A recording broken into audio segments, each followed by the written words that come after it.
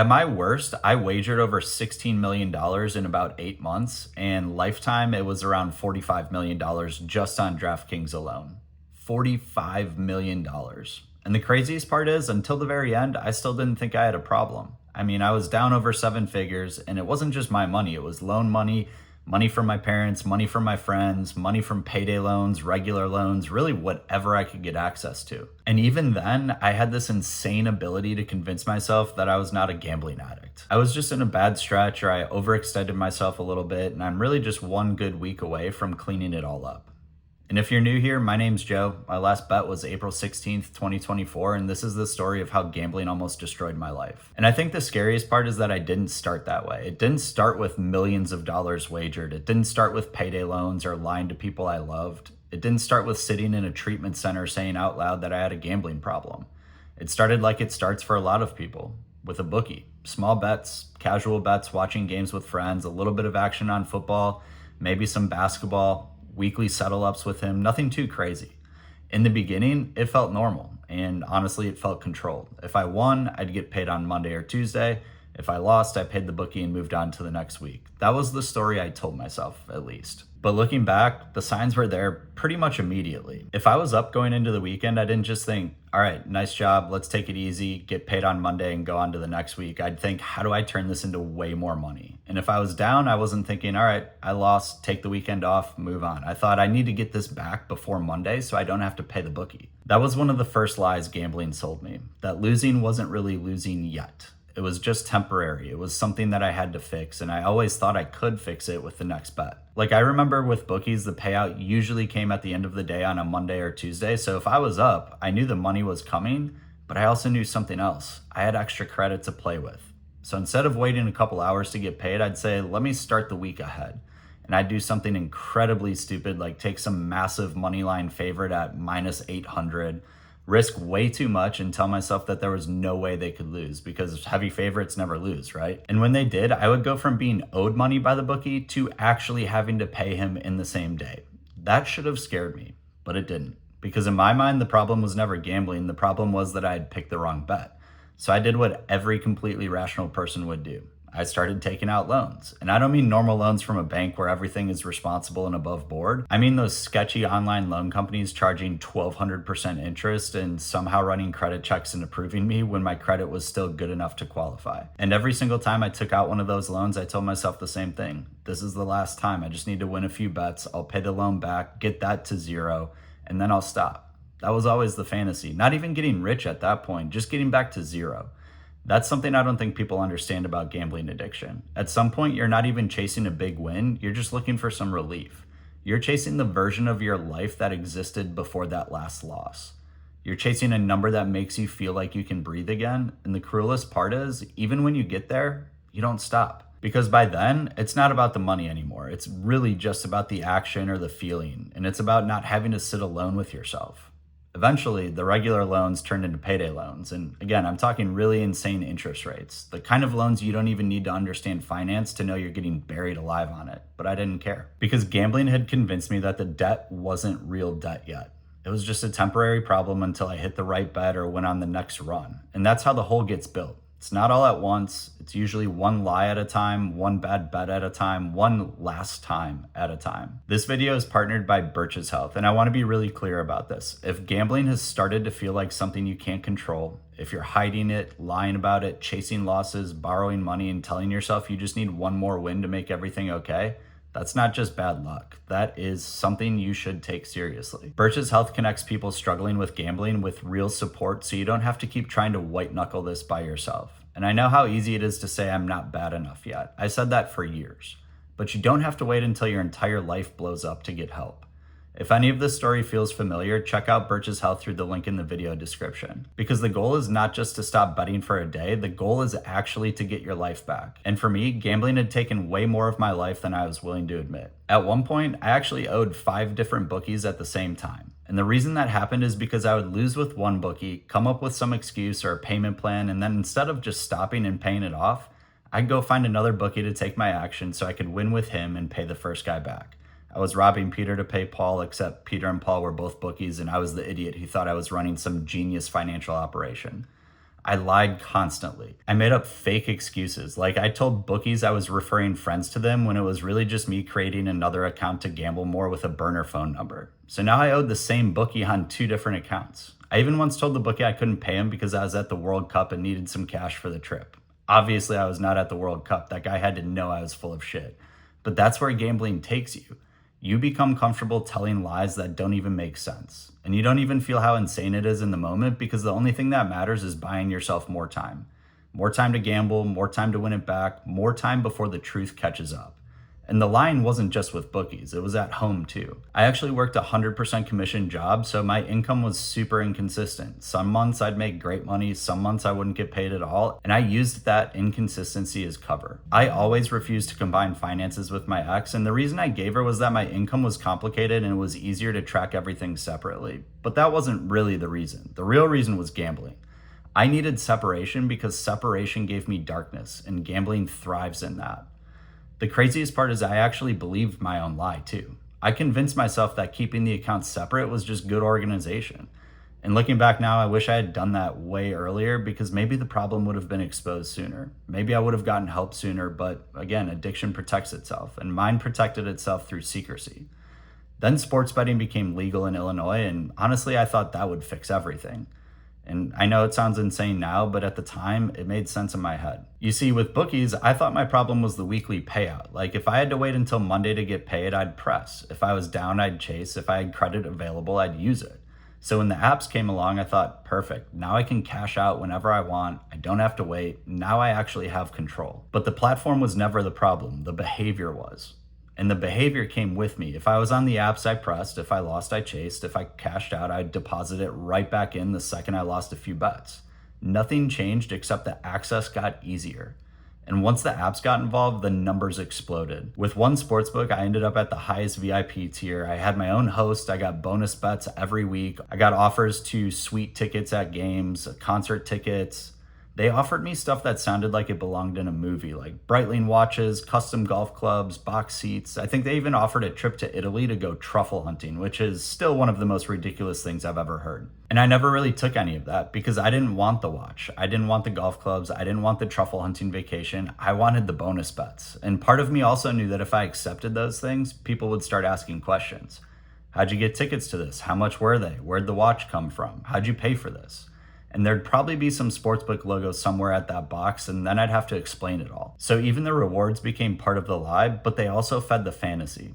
And that's what's so dangerous about VIP programs. It makes you feel important while you're destroying yourself. I mean, in my head, if they were offering me these things, that meant I belonged in that world. It meant I was a big player and that I was close to becoming the guy I always wanted to be. But I was broke. I was living paycheck to paycheck while making great money, drowning in debt, getting offered luxury gifts by companies that were taking everything from me, and somehow I saw that as proof that I was winning.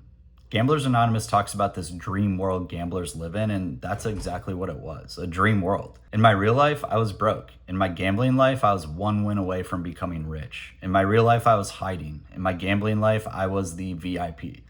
In my real life, I was destroying relationships, but in my gambling life, I was the guy who was eventually going to take care of everybody. That was always a big thing for me. I wanted to be the guy who picked up the dinner tab and who took care of his friends. I wanted to be generous and share experiences. I wanted to be seen as someone who had it together, but I couldn't afford any of it. The money was all going back into the sportsbook. So I wasn't building that life. I was destroying my actual life to maintain a fantasy version of myself that didn't exist. And eventually, my entire day became structured around gambling. The first thing I did when I woke up was check if my overnight bets won or lost. Then on the way to work, I'd start betting Chinese basketball because I got to the office early and those games could get me to around 8:30 in the morning. Then came European soccer, and I told myself I became a soccer fan. I didn't become a soccer fan. I became a person who needed action during work hours. Then I had to get from late morning to the afternoon soccer games, so I started betting tennis. I barely knew the rules, but by the end, I could tell you random ATP and ITF players like I was some expert. I'd be streaming matches and thinking I could probably beat some of these guys, and I'd never picked up a racket in my life. And then came European basketball, not the big leagues. I mean leagues like Turkish women's basketball, Finnish basketball, random leagues I couldn't have found on a map. And then we got to afternoon soccer and I had to get on to the night games, and you'd think I could wait a couple hours for NBA, NFL, college sports, whatever was on in the US, but I couldn't. So I found Brazilian basketball, more tennis, random soccer, anything to bridge that gap and avoid silence. Anything to avoid not actually having action. That's when you know it's not about sports anymore, because I love sports. I played college football. Sports were always part of my life, but this wasn't love of sports. This was needing a scoreboard to tell me how I felt. I remember watching games like Weber State versus Utah State basketball like it was game 7 of the finals. People would ask me why I cared so much, and I'd be like, I just love sports. But that wasn't true. I had action on it. That's all it was. Action. There was one run that really captures the craziness of it. I had turned like a $3,000 or $6,000 deposit into almost $600,000 in like 10 days. 600,000. And it wasn't like I hit one ridiculous parlay. These were straight bets. So in my head, this was proof. I knew how to win now, and I knew how to control it. I took 300,000 out, left 200,000 in the account, and told myself, that's it. I'll never have to deposit another dollar. This account balance can last my life. And it lasted like 5 minutes. Because then I said, let me make one more big bet. Naturally, it lost. And once that happened, the panic came back and the chase came back. That 300,000 I withdrew went right back in, and that $500,000 was gone in about 3 days. That's the trap. Winning does not stop a gambling addiction. It only feeds it. People think the problem gambler's worst nightmare is losing. It's not. Sometimes the worst thing that can happen to a gambling addict is winning big enough to believe the lie again. Because then you don't think you have a problem, you think you've cracked the code. And if you've cracked the code, why would you stop? Eventually, I didn't really choose to stop. My family found out. That's what forced everything into the open. And once that happened, I went into inpatient treatment. That's also where I found out I was dealing with depression, and I had no idea. I thought depression meant you couldn't get out of bed, and that was my entire understanding of it. And I was getting out of bed, I was going to work, I was functioning, at least from the outside, but I really wasn't functioning at all. I wasn't eating. I lost like 25 pounds in 6 months, and it wasn't on purpose. I told myself I was intermittent fasting because that sounded better than saying I am mentally falling apart. I wasn't sleeping right. I could sleep 2 hours or 10 hours and still wake up exhausted. I was dealing with suicidal ideations and didn't even understand that's what they were. It wasn't always some dramatic, clear plan. Sometimes it was just driving through an intersection and thinking it would be fine if somebody ran this red light and T-boned me.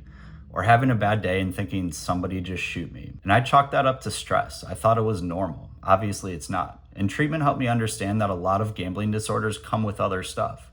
Depression, anxiety, trauma, whatever it may be.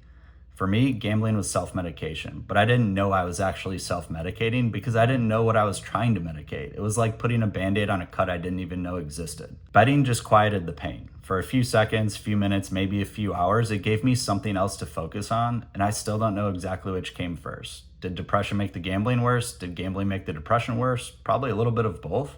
But what I do know is once I started dealing with the depression, the gambling urges became a lot easier to understand. Not easy, but literally understandable, and that mattered. Because modern gambling is not the same thing it was 20 years ago. 20 years ago, if you wanted to gamble at a casino, you had to go to a casino. If you wanted to bet on sports, you had to go to Vegas or Atlantic City or find a bookie. So there was some built-in friction. Now the casino sits in your pocket.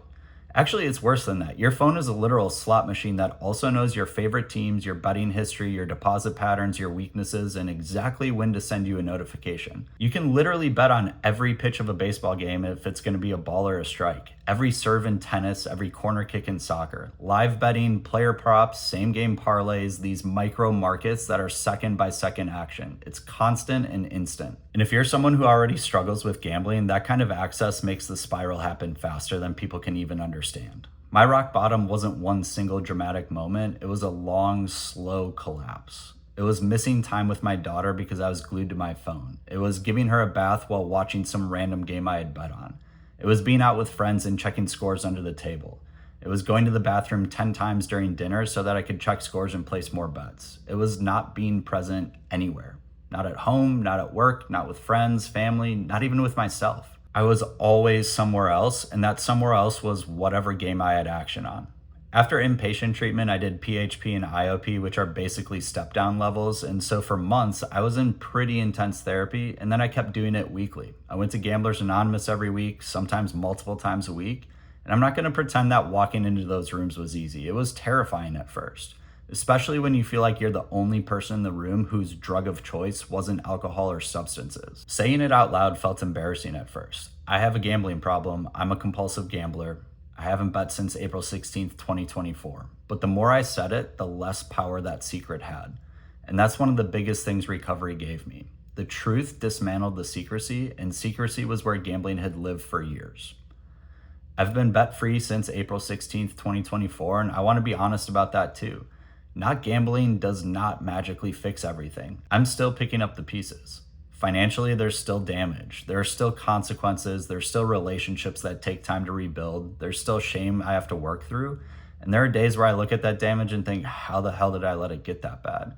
But every day I don't gamble, I at least give myself a chance. If I go back to gambling, it doesn't fix what gambling broke. It only breaks more. That's something I remind myself of all the time. Another bet is not going to pay off the debt. Another bet's not going to rebuild trust. Another bet's not going to give me back the time I missed. Another bet isn't going to turn me into the person I was pretending to be. It only takes me further away from the person I'm trying to become. And being honest about all of this has been one of the most freeing things I've ever done. I share my story online now and people will say things like, you're only one bet away, or you're just a quitter, or whatever else trolls say when they think they're being original. But honestly, that doesn't trigger me. If anything, it just reminds me why I'm doing this. Because for every stupid comment, there's messages from people saying my spouse has no idea, my parents have no idea, I'm hiding this from everyone, and I know exactly what that feels like. The shame makes you think the truth will destroy you, but the truth is usually the thing that starts saving you. I'm not saying everyone needs to post their story online. Most people probably shouldn't, but I do think you need to tell somebody, whether that's a spouse, a parent, friend, therapist, go to a Gamblers Anonymous meeting, just tell somebody. Because gambling addiction convinces you that the secret is protecting you. It's not. It's protecting the addiction. And the people who love you probably won't hate you the way that you think they will. They might be hurt, they might be angry, they might not understand it right away, but they will probably love you harder than you think. If any of this story feels familiar, the lying, chasing, VIP treatment, loans, secret accounts, checking scores under the table, the belief that one more win will fix everything, just know you're not alone.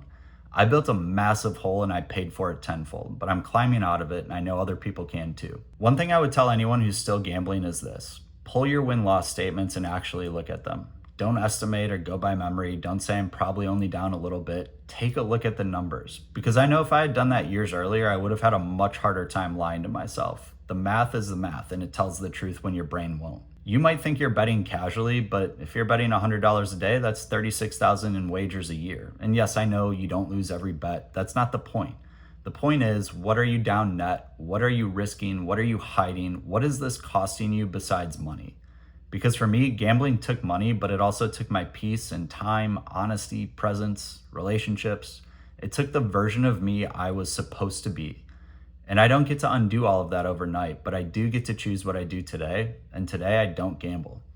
If this story connected with you, make sure you like and subscribe. Every week I'm going to be putting out more content about gambling addiction, the psychology behind it, how the industry keeps people hooked, and how to fight back. And if you're watching this and you know you need help, don't wait until it gets worse. Tell someone, get support, pull those win-loss statements, and say the truth out loud. Because there is a way out and you don't have to keep doing this alone.